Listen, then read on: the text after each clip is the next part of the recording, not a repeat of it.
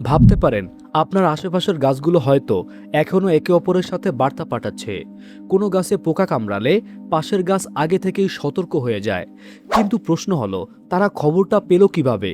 মাটির নিচে কি সত্যি কোনো গোপন নেটওয়ার্ক আছে? গাছ কি আসলেই একে অপরের সাথে কথা বলতে পারে?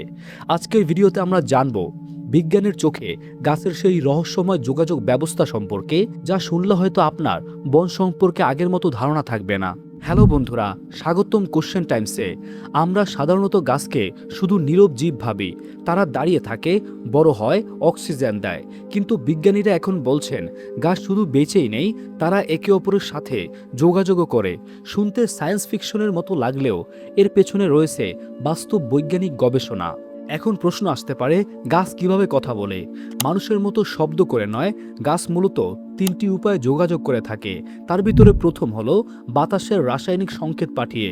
ধরুন একটি গাছে পোকা কামড়েছে, তখন সেই গাছ বাতাসে বিশেষ রাসায়নিক পদার্থ ছাড়ে। চারপাশের গাছগুলো সেই সংকেত বুঝে নিজেদের প্রতিরক্ষা ব্যবস্থা চালু করে দেয়। বিজ্ঞানীরা একে বলে কেমিক্যাল কমিউনিকেশন। অ্যাকেশিয়া গাছের ওপর করা গবেষণায় দেখা গেছে, জিরাফ যখন গাছের পাতা খেতে শুরু করে তখন গাছ বাতাসের সতর্ক সংকেত ছড়িয়ে দেয়। এরপর আশেপাশের গাছ পাতাকে তিতা ও কম সুস্বাদু করে ফেলে। অর্থাৎ তারা যেন একে অপরকে বলছে, সাবধান, বিপদ আসছে। গাছের যোগাযোগের আরও একটি মাধ্যম হলো মাটির নিচের গোপন নেটওয়ার্ক। এখন আসি সবচেয়ে অবাক করা অংশে। বনের মাটির নিচে রয়েছে বিশাল এক ছত্রাকের নেটওয়ার্ক। এটি গাছের শিকড়গুলোর সাথে যুক্ত থাকে। বিজ্ঞানীরা মজা করে এর নাম দিয়েছেন উড ওয়াইড ওয়েভ। এই নেটওয়ার্কের মাধ্যমে গাছ পুষ্টি আদান প্রদান করতে পারে, বিপদের সংকেত পাঠাতে পারে, এমনকি দুর্বল গাছকে সাহায্যও করতে পারে। কিছু গবেষণায় দেখা গেছে বড় পুরনো গাছ ছোট বাচ্চা গাছদেরকে খাদ্য পাঠায়। মানে পুরো বন হয়তো একসাথে যুক্ত একটি জীবন্ত নেটওয়ার্কের মতো। এখন আরও একটি বড় প্রশ্ন হলো, গাছ কি কারো শব্দ শুনতে পারে? এই বিষয়টি এখনও পুরোপুরিভাবে নিশ্চিত নয়, তবে কিছু গবেষণায় দেখা গেছে গাছ কম্পন অনুভব করতে পারে।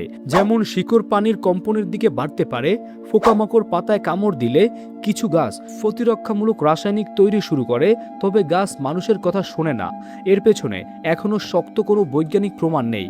সবশেষে একটি বড় প্রশ্ন হলো, গাছ যেহেতু একে অপরের সাথে যোগাযোগ করতে পারে, তাহলে গাছ কি বুদ্ধিমান? গাছের কোনো মস্তিষ্ক নেই, কিন্তু তারা পরিবেশ বুঝে প্রতিক্রিয়া দিতে পারে। তাই অনেক বিজ্ঞানীরা মনে করেন গাছের মধ্যে এক ধরনের জৈবিক সিদ্ধান্ত নেওয়ার ক্ষমতা থাকতে পারে। তবে এটাকে মানুষের বুদ্ধিমত্তার সাথে কখনোই তুলনা করা ঠিক হবে না। বন্ধুরা, ভাবুন তো একবার, যে বনকে আমরা শান্ত এবং নীরব ভাবি, সেখানে হয়তো প্রতি মুহূর্তে চলছে অদৃশ্য এক যোগাযোগ।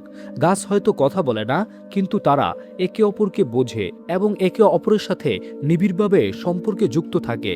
তো বন্ধুরা, ভিডিওটি ভালো লেগে থাকলে অবশ্যই লাইক দিন এবং এই ভিডিওর তথ্যটি যদি আপনি প্রথমে জেনে থাকেন তাহলে অবশ্যই সাবস্ক্রাইব করে রাখুন আমাদের কোশ্চেন টাইমস চ্যানেলটি, অথবা যদি পেজ থেকে দেখে থাকেন তাহলে ফলো দিয়ে রাখুন আমাদের এই পেজটি, সবসময় নিজেকে তথ্যবহুল ভিডিও দিয়ে আপডেট রাখতে।